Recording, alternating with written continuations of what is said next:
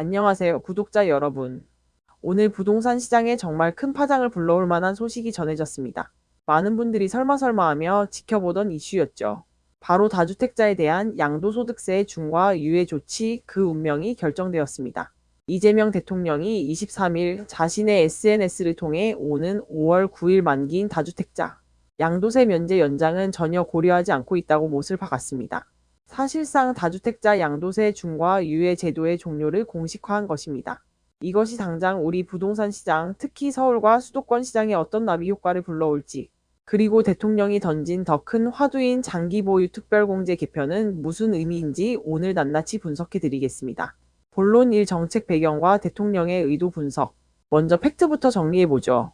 현재 시행 중인 다주택자 양도세 중과 배제 조치는 지난 2022년 5월 윤석열 정부 출범 직후 도입되어 매년 연장되어 왔습니다. 시장의 매물을 유도하기 위한 조치였죠. 하지만 이재명 대통령은 이번에 이 연결고리를 끊겠다고 선언한 겁니다. 주목해야 할 점은 대통령이 밝힌 이유입니다. 대통령은 SNS 글에서 아주 중요한 화두를 던졌습니다. 바로 부득이 세제를 손본다면 비거주용과 거주용은 달리 취급해야 공정하다는 것입니다. 즉, 집이 한 채냐 두 채냐가 중요한 게 아니라 실제로 그 집에 살고 있느냐, 아니면 투자 목적으로 사뒀느냐를 세금의 기준으로 삼겠다는 의지입니다. 특히 충격적인 부분은 1주택자에 대한 언급입니다. 비거주 1주택도 주거용이 아닌 투기용이라면 장기 보유했다고 세금을 깎아주는 건 이상하다며 우리가 흔히 장특공제라고 부르는 장기 보유 특별공제를 직접 겨냥했습니다. 장특공제가 매물을 시장에 나오지 않게 막고 오히려 투기를 권장하는 꼴이라는 강도 높은 비판을 덧붙였죠. 이는 향후 부동산 세제의 판 자체가 실거주 중심으로 완전히 재편될 것임을 예고하는 대목입니다. 본론 이 세금 폭탄의 실체와 시장의 공포. 자, 그렇다면 당장 5월 10일부터는 무슨 일이 벌어질까요? 세금 폭탄이라는 말이 과장이 아닙니다. 5월 9일부로 유예가 종료되면 서울 등 조정 대상 지역의 다주택자는 기본 세율인 6에서 45%에 더해 2주택자는 20%포인트, 3주택자는 무려 30%포인트의 세금이 추가로 붙습니다. 쉽게 계산해 볼까요? 만약 여러분이 3주택자고 집을 팔아 10억 원 이상의 차익을 남겼다고 가정해 봅시다. 이때 적용되는 세율은 지방소득세까지 포함해 최고 82.5%까지 치솟습니다. 10억 원을 벌면 8억 2,500만 원을 세금으로 내야 한다는 뜻입니다. 사실상 차익의 대부분을 국가가 환수하는 셈이니 다주택자 입장에서는 징벌적 과세로 느껴질 수밖에 없는 수치입니다.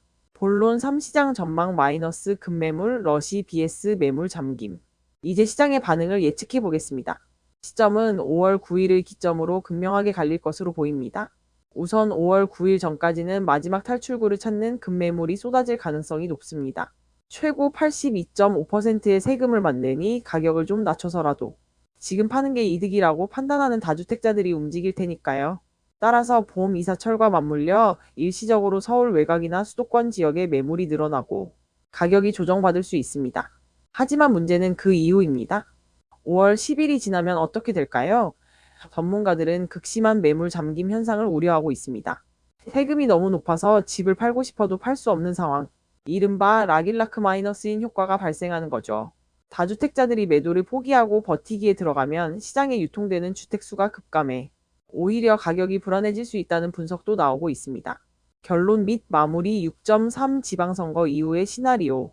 마지막으로 우리가 주목해야 할 변수는 정치적 스케줄입니다. 이재명 대통령은 당장 세제를 고칠 건 아니지만 토론해봐야 할 주제라며 여지를 남겼습니다.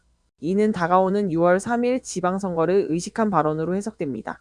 선거 전에는 표심을 고려해 급격한 변화를 주진 않겠지만 선거가 끝나면 본격적인 부동산 세금 인상 드라이브가 걸릴 수 있다는 관측이 지배적입니다. 결국 다주택자 양도세 중과 부활은 시작에 불과할지 모릅니다. 실거주 요건 강화, 장기 보유 특별공제 축소 등 더 강력한 세제 개편이 6월 이후 우리를 기다리고 있을지도 모릅니다. 오늘 소식은 집을 가진 분들에게도 집을 구하려는 분들에게도 아주 중요한 신호탄입니다. 5월까지의 급매물 추이 그리고 6월 이후의 정책 변화를 예의주시하셔야겠습니다. 여러분은 이번 양도세 중과 부활 어떻게 생각하시나요? 투기를 막을 묘수일까요? 아니면 매물 잠김을 부를 악수일까요? 댓글로 여러분의 의견을 남겨주세요. 오늘 영상이 유익하셨다면 구독과 좋아요 부탁드립니다. 감사합니다.